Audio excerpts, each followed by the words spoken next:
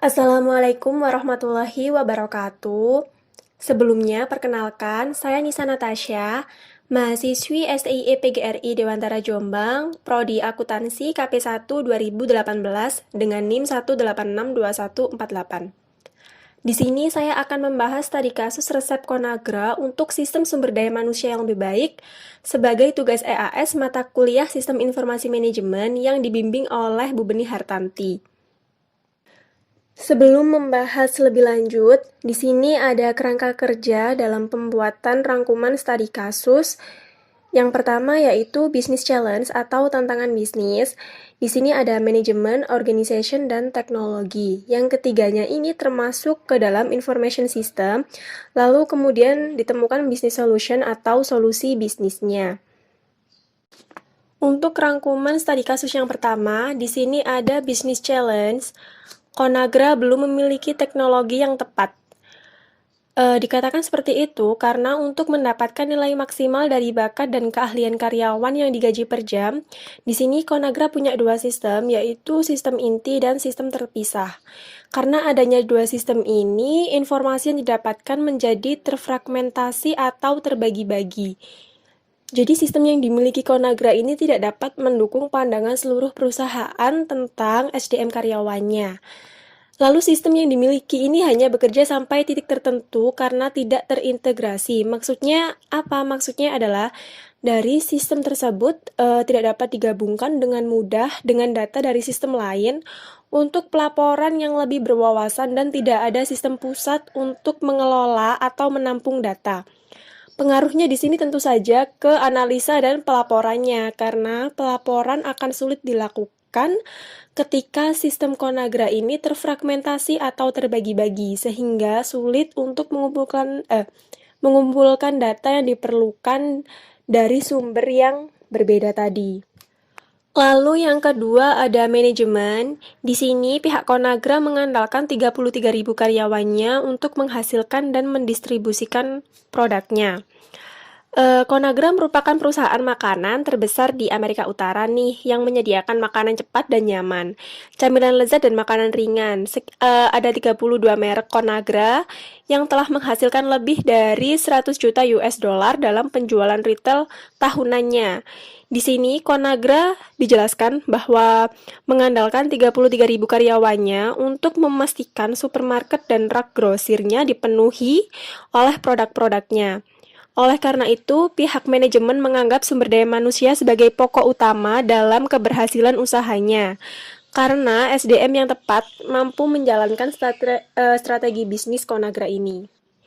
Lalu rangkuman studi kasus yang ketiga ada organization. Di sini Conagra memiliki sistem inti dan sistem terpisah untuk fungsi SDM-nya. Karena Conagra merupakan perusahaan terbesar di Amerika Utara, dia memiliki sistem inti Conagra. Di sini fungsinya sebagai SDM dasar dan sistem terpisah untuk fungsi SDM seperti kompensasi karyawan, pengembangan perekrutan, perubahan atau pergantian perencanaan, dan tinjauan kompetensi. Lalu yang keempat ada teknologi.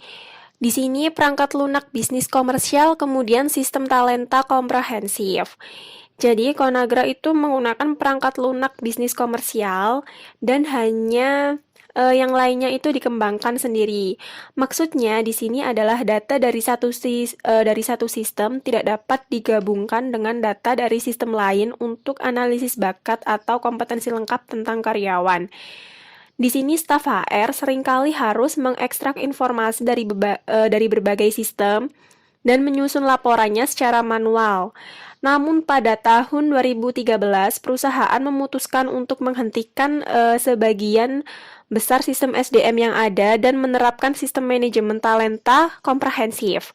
Nah, sistem ini berbasis cloud dan disebut sistem manajemen MyReceipt dengan tujuan dapat menyimpan dan membagikan semua data tenaga kerja dalam satu sistem berbasis cloud yang terintegrasi dan terpusat. Jadi lebih mudah. Lalu yang kelima yaitu business solution-nya. Di sini proyek MyReceipt menggunakan sistem success factors untuk menyimpan data tenaga kerja dalam satu sistem berbasis cloud.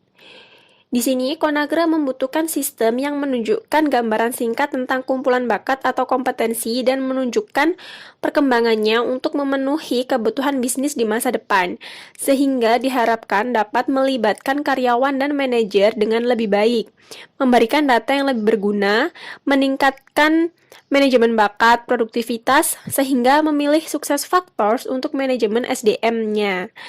Untuk selanjutnya, ketika Conagra menggunakan sistem ini atau sistem sukses factors ini, percakapan antara karyawan dan manajer menjadi lebih besar daripada dengan menggunakan sistem sebelumnya.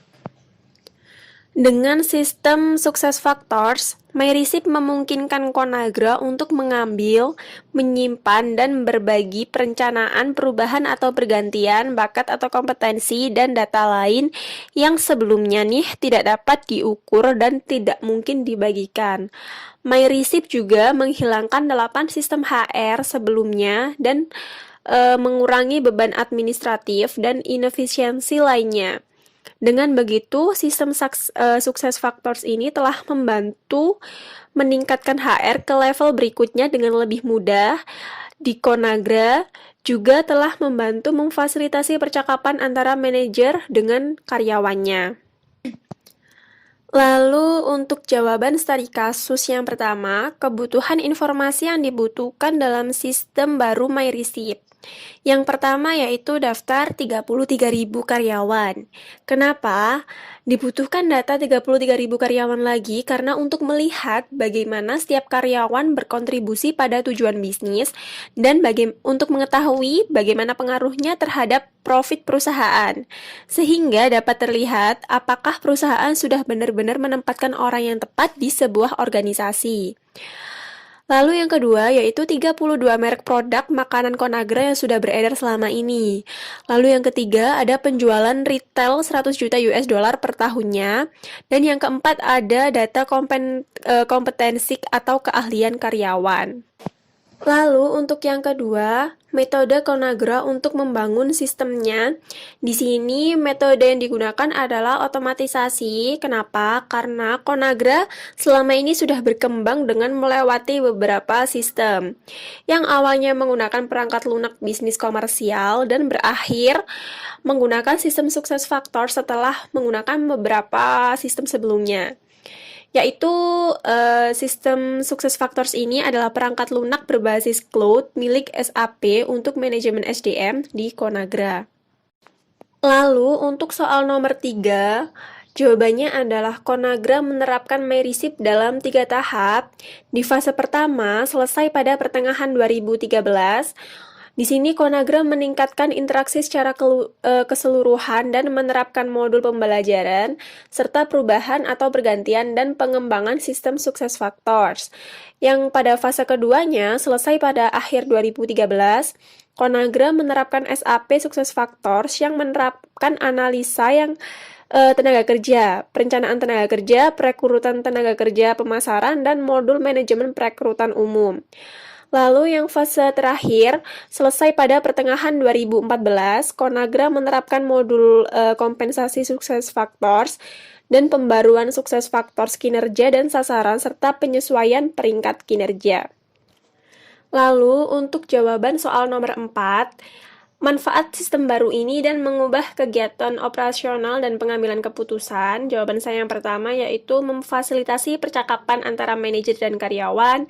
Jadi manajer dapat mengartikulasikan ke manajemen yang lebih tinggi tentang kontribusi karyawan pada tujuan bisnis dan profitnya terhadap perusahaan. Lalu yang kedua, memperkirakan pengembangan perusahaan untuk memenuhi target bisnis di masa depan. Dan yang ketiga, perusahaan dapat mengetahui apakah perusahaan sudah menempatkan SDM-nya secara tepat. Dan yang keempat, melacak tugas, kinerja, pertumbuhan karir, dan peluang karyawan yang merupakan standar proses bisnis ketika memiliki SDM yang tepat. Lalu yang kelima, dapat mengurangi redundansi data, kompleksitas, dan efisiensi operasional dengan cara memusatkan data sehingga berasal dari satu sumbernya. Dan jawaban untuk soal nomor 5, apakah sistem yang baru ini bebas dari ancaman aktif maupun pasif? Menurut saya, ancaman itu bisa datang kapan saja, baik itu ancaman aktif maupun pasif, tanpa melihat kapan terjadinya gitu. Jadi sewaktu-waktu. Sehingga perlu adanya strategi yang tepat di awal sistem ini dijalankan.